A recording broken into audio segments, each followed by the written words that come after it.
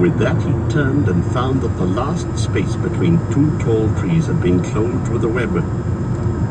But luckily not a proper web, only great strands of double-thick spider rope run hastily backwards and forwards from trunk to trunk. Out came his little sword. He slashed the threads to pieces and went off singing. The spiders saw the sword, though I don't suppose they knew what it was, and at once the whole lot of them came hurrying after the hobbit along the ground and the branches, hairy legs waving, nippers and spinners snapping, eyes popping, full of froth and rage. They followed him into the forest until Bilbo had gone as far as he dared. Then, quieter than a mouse, he stole back. He had precious little time, he knew, before the spiders were discussed and get back to their trees where the dwarves were. In the meanwhile, he had to rescue them. The worst part of the job was getting up onto the branch where the bundles were dangling.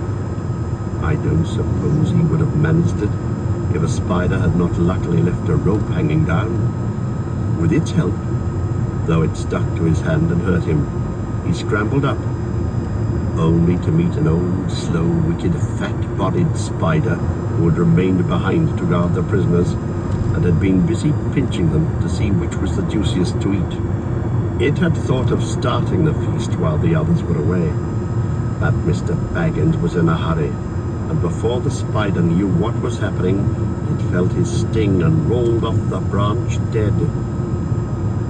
Bilbo's next job was to loose a dwarf. What was he to do? If he cut the string which hung him up, the wretched dwarf would tumble thump to the ground a good way below. Wriggling along the branch, which made all the poor dwarves dance and dangle like ripe fruit, he reached the first bundle. Feely or Keely, he thought by the tip of a blue hood sticking out at the top. Most likely Feely, he thought by the tip of a long nose poking out of the winding threads. He managed by leaning over to cut most of the strong, sticky threads that bound him round, and then, sure enough, with a kick and a struggle, most of Feely emerged.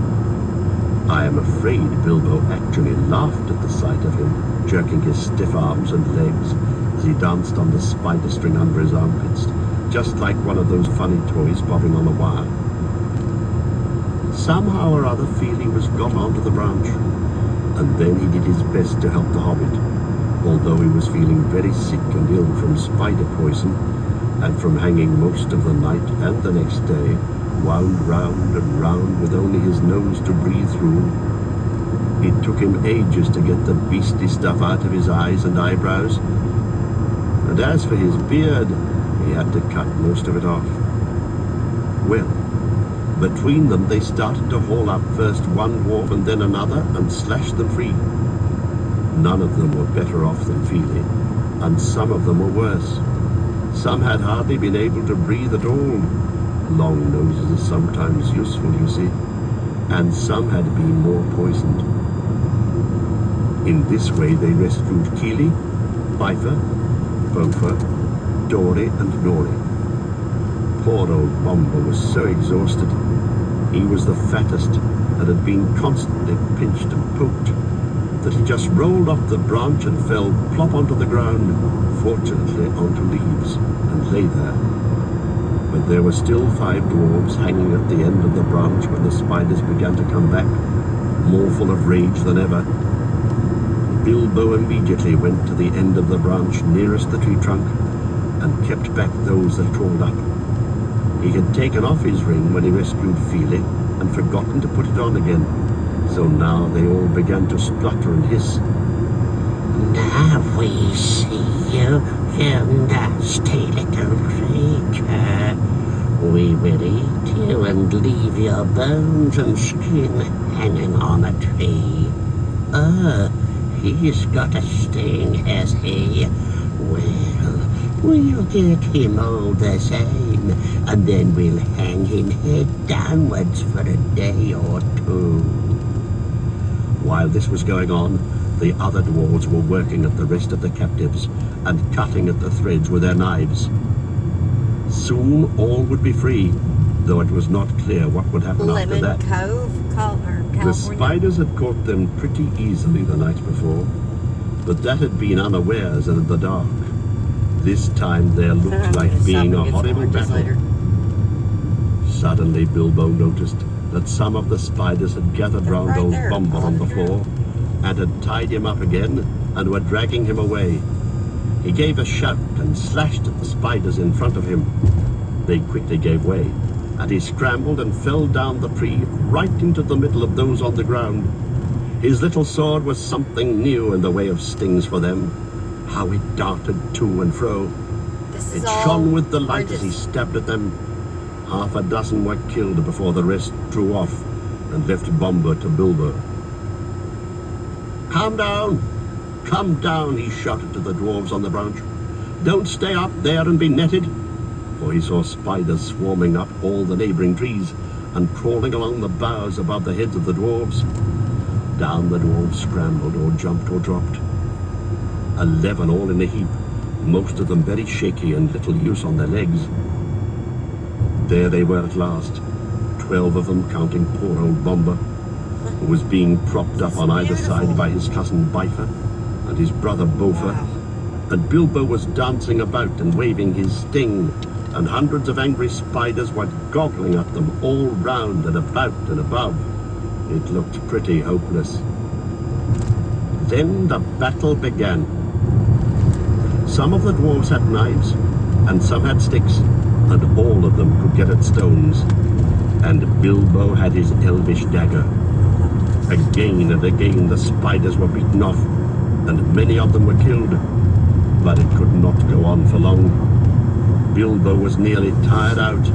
Only 4 of the dwarves were able to stand firmly, and soon they would all be overpowered like weary flies. Already the spiders were beginning to weave their webs all round them again from tree to tree. In the end, Bilbo could think of no plan except to let the dwarves into the secret of his ring. He was rather sorry about it, but it could not be helped. Not be helped. "I'm going to disappear," he said. "I shall draw the spiders off if I can, and you must keep together and make in the opposite direction. To the left there. That is more or less the way towards the place where we last saw the elf fires." It was difficult to get them to understand, what with their dizzy heads, and the shouts, and the whacking of sticks and the throwing of stones, but at last Bilbo felt he could delay no longer. The spiders were drawing their circle ever closer. He suddenly slipped on his ring, and to the great astonishment of the dwarves, he vanished.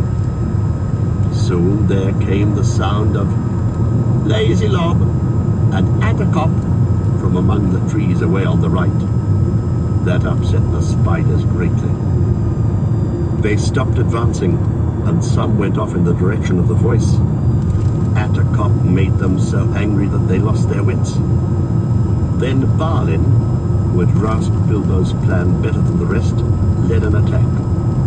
The dwarves huddled together in a knot, and sending a shower of stones, they drove at the spiders on the left and burst through the ring. Away behind them now, the shouting and singing suddenly stopped. Hoping desperately that Bilbo had not been caught, the dwarves went on. Not fast enough, though. They were sick and weary, and they could not go much better than a hobble and a wobble, though many of the spiders were close behind. Every now and then they had to turn and fight the creatures that were overtaking them, but already some spiders were in the trees above them and throwing down their long, clinging threads. Things were looking pretty bad again when suddenly Bilbo appeared and charged into the astonished spiders unexpectedly from the side. Go on," he shouted. "I will do the stinging." And he did. He darted backwards and forwards, slashing at spider threads, hacking at their legs, and stabbing at their fat bodies if they came too near. The spiders swelled with rage, and spluttered and frothed, and hissed out horrible curses. But they had become mortally afraid of Sting, and dared not come very near, now that it had come back. So curse as they would, their prey moved slowly but steadily away. It was a most terrible business and seemed to take hours. But at last, just when Bilbo felt that he could not lift his hand for a single stroke more, the spiders suddenly gave it up and followed them no more, but went back disappointedly to their dark colony. The dwarves then noticed that they had come to the edge of a ring where elf fires had been. Whether it was one of those they had seen the night before, they could not tell. Beautiful. But it seemed that some good magic lingered in such spots, which the spiders did not like. At any rate, here the light was greener, and the boughs less thick and threatening, and they had a chance to rest and draw breath. There they lay for some time, puffing and panting, but very soon they began to ask questions. They had to have the whole vanishing business carefully explained, and the finding of the ring interested them so much that for a while they forgot their own troubles. Balin, in particular, insisted on having the Gollum story, riddles and all, told all over again with the ring in its proper place. But after a time the light began to fail, and then other questions were asked. Where were they? And where was their path? And where was there any food? And what were they going to do next?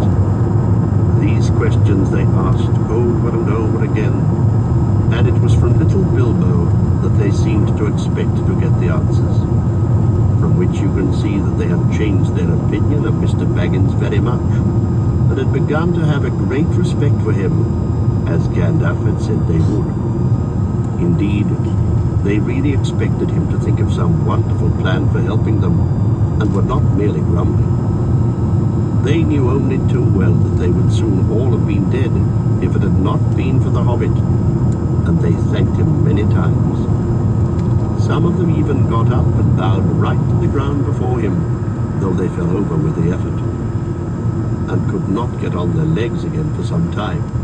Knowing the truth about the vanishing did not lessen their opinions of Bilbo at all, for they saw that he had some wits, as well as luck and a magic ring, and all three are very useful possessions. In fact, they praised him so much that Bilbo began to feel there really was something of a bold adventurer about himself after all, though he would have felt a lot bolder still if there had been anything to eat. But there was nothing at all, and none of them were fit to go and look for anything, or to search for the lost path. The lost path! No other idea would come into Bilbo's tired head.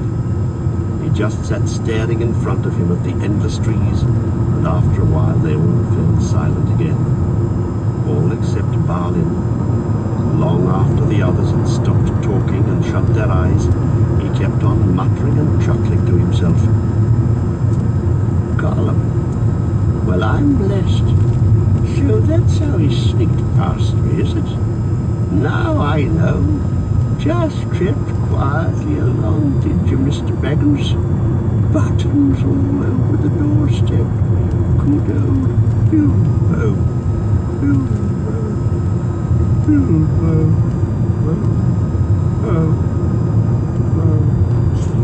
And then he fell asleep, and there was complete silence for a long time. All of a sudden, Dwalin opened an eye and looked round at them. "Where is Thorin?" he asked. It was a terrible shock.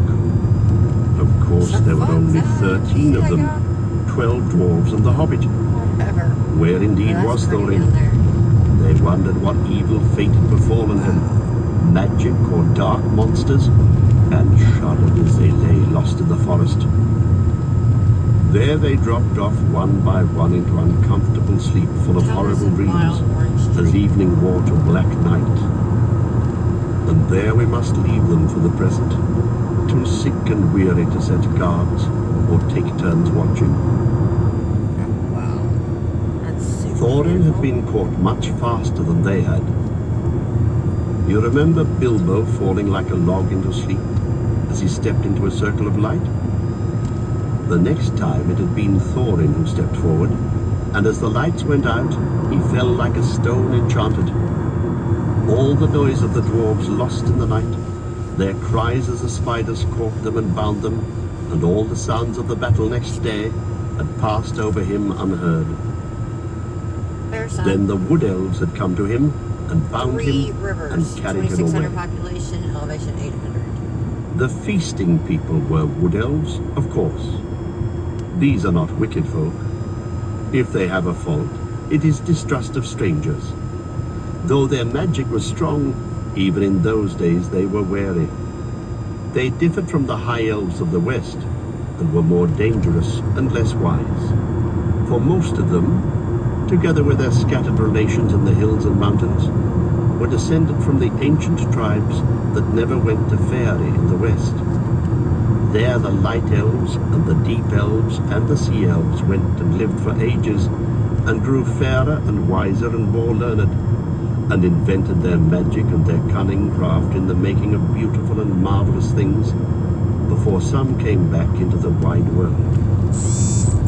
In the wide world, the wood elves lingered in the twilight, vast sun and moon, but loved best the stars, and they wandered in the great forests that grew tall in lands that are now lost.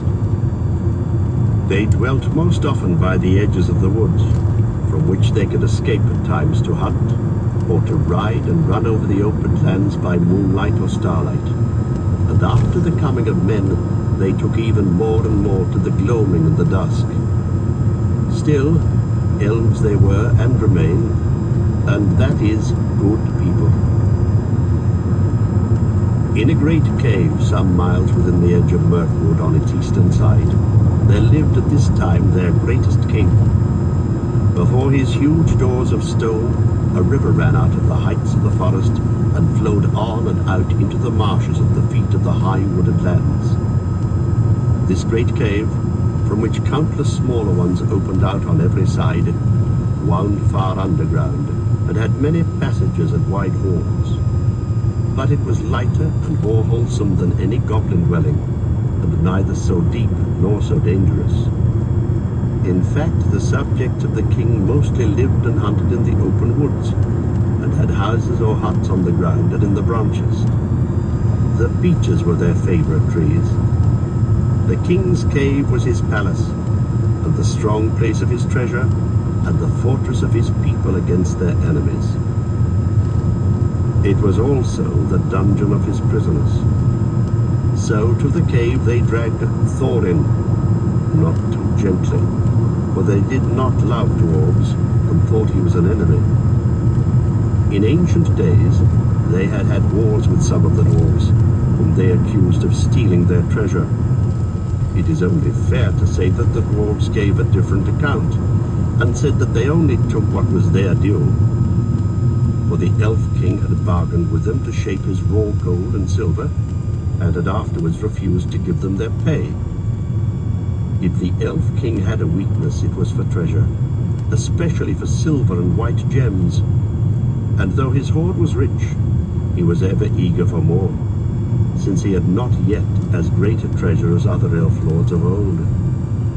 His people neither mined nor worked metals or jewels, nor did they bother much with trade or with tilling the earth. All this was well known to every dwarf, though Thorin's family had had nothing to do with the old quarrel I have spoken of. Consequently, Thorin was angry at their treatment of him, when they took their spell off him and he came to his senses, and also he was determined that no word of gold or jewels should be dragged out of him. The king looked sternly at Thorin when he was brought before him, and asked him many questions, but Thorin would only say that he was starving. "Why did you and your folk 3 times try to attack my people at the merrymaking?" asked the king. "We did not attack them," answered Thorin. "We came to beg because we were starving." "Where are your friends now, and what are they doing?" "I don't know, but I expect starving in the forest." "What were you doing in the forest?" "Looking for food and drink, because we were starving." "But what brought you into the forest at all?" asked the king angrily. At that Thorin shut his mouth and would not say another word. "Very well," said the king. "Take him away and keep him safe until he feels inclined to tell the truth, even if he waits 100 years. Then the elves put thongs on him and shut him in one of the inmost caves with strong wooden doors and left him.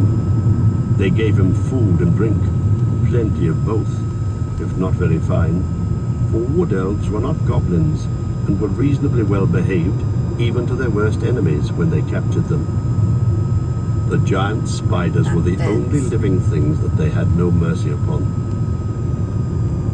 There in the king's dungeon poor Thorin lay, and after he had got over his thankfulness for bread and meat and water, he began to wonder what had become of his unfortunate friends.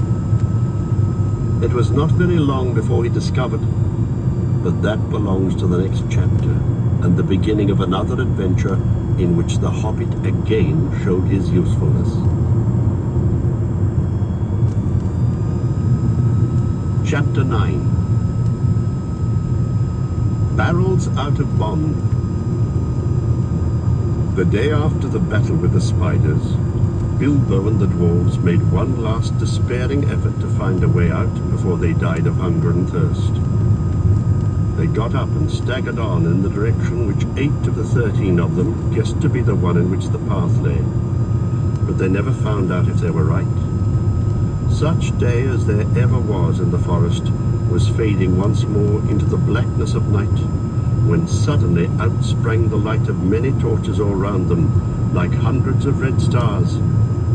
Out leapt wood elves with their bows and spears and called the dwarves to halt. There was no thought of a fight. Even if the dwarves had not been in such a state that they were actually glad to be captured, their small knives, the only weapons they had, would have been of no use against the arrows of the elves that could hit a bird's eye in the dark. So they simply stopped dead and sat down and waited, all except Bilbo, who popped on his ring and slipped quickly to one side. That is why, when the elves bound the dwarves in a long line, one behind the other, and counted them, they never found or counted the hobbit. Nor did they hear or feel him trotting along well behind their torchlight as they led off their prisoners into the forest. Each dwarf was blindfolded, but that did not make much difference, for even Bilbo, with the use of his eyes, could not see where they were going, and neither he nor the others knew where they had started from anyway. Bilbo had all he could do to keep up with the torches, for the elves were making the dwarves go as fast as ever they could, sick and weary as they were. The king had ordered them to make haste. Suddenly the torches stopped, and the hobbit had just time to catch them up before they began to cross the bridge. This was the bridge that led across the river to the king's doors. The water flowed dark and swift and strong beneath, and at the far end were gates before the mouth of a huge cave that ran into the side of a steep slope covered with trees. There the great beeches came right down to the bank till their feet were in the stream. Across this bridge the elves thrust their prisoners, but Bilbo hesitated in the rear. He did not at all like the look of the cavern mouth, and he only made up his mind not to desert his friends just in time to scuttle over at the heels of the last elves before the great gates of the king closed behind them with a clang. Inside the passages were lit with red torchlight, and the elf guards sang as they marched along the twisting, crossing, and echoing paths. These were not like those of the goblin cities. They were smaller, less deep underground, and filled with a cleaner air. In a great hall with pillars hewn out of the living stone sat the elven king on a chair of carven wood. On his head was a crown of berries and red leaves, for the autumn was come again. In the spring he wore a crown of woodland flowers. In his hand he held a carven staff of oak. The prisoners were brought before him, and though he looked grimly at them, he told his men to unbind them, for they were ragged and weary. Besides, they need no ropes in here, said he. There is no escape from my magic doors for those who are once brought inside. Long and searchingly he questioned the dwarves about their doings, and where they were going to, and where they were coming from, but he got little more news out of them than out of Thorin.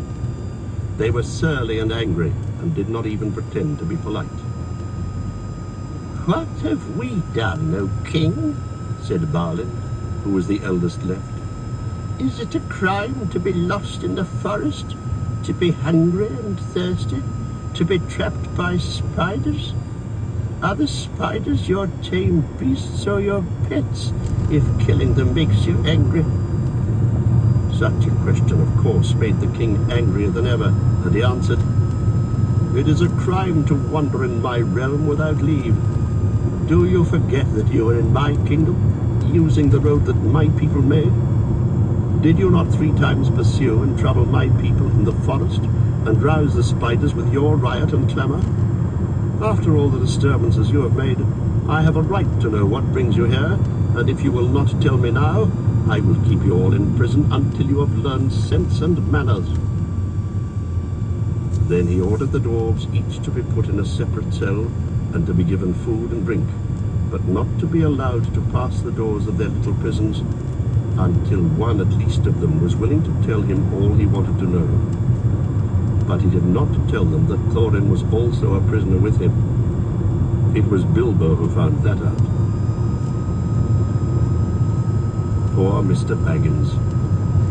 It was a weary long time that he lived in that place all alone, and always in hiding, never daring to take off his ring, hardly daring to sleep, even tucked away in the darkest and remotest corners he could find. For something to do, he took to wandering about the Elven King's palace. Magic shut the gates, but he could sometimes get out if he was quick. Companies of the Wood Elves, sometimes with a king at their head, would from time to time ride out to hunt, or to other business in the woods and in the lands to the east. Then, if Bilbo was very nimble, he could slip out just behind them, though it was a dangerous thing to do. More than once he was nearly caught in the doors, as they clashed together when the last elf passed. Yet he did not dare to march among them, because of his shadow, altogether thin and wobbly as it was in torchlight, or for fear of being bumped into and discovered. And when he did go out, which was not very often, he did no good. He did not wish to desert the dwarves, and indeed he did not know where in the world to go without them. He could not keep up with the hunting elves all the time they were out, so he never discovered the ways out of the wood, and was left to wander miserably in the forest, terrified of losing himself, until a chance came of returning. He was hungry too outside, for he was no hunter, but inside the caves he could pick up a living.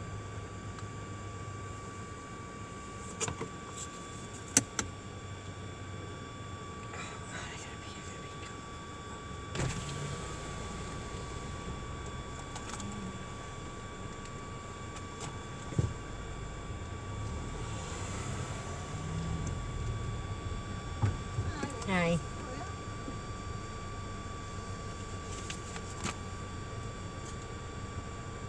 Stick this in the window here on the corner on the driver's side. You're all set. Thank you. Thank you. Have a great day. You too.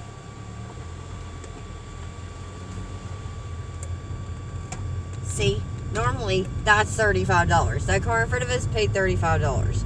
I paid nothing. Well, I paid $80, but $35 at Yellowstone, $35 here. That's $70 already. Okay, I'll do that in a minute, but there's the sign. I've got to pay. Too bad I have to get to the visitor center and get my stamps too before they close at 4:30.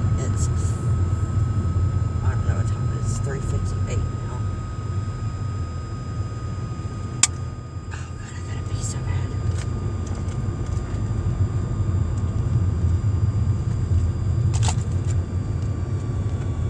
Me There weren't too many people here. I just pull off right there and pee.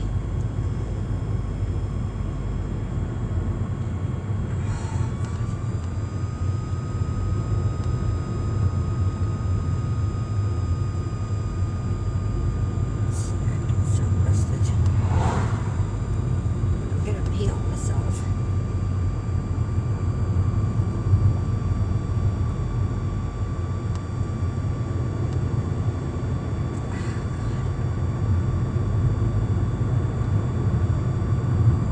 Stop anywhere because I had to rush to get here before they closed. This is very pretty.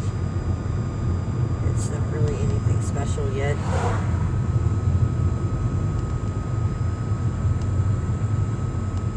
I just have to pee. I just have to pee. I just want to pee. In 1,000 feet, turn right.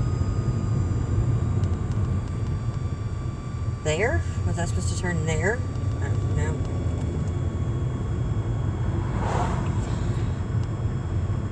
Oh, good God.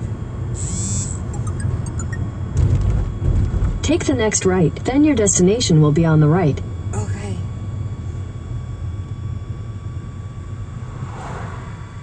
Right here. Okay, yeah, right here. Hallelujah. Hallelujah. Your destination is on the right. To be so bad.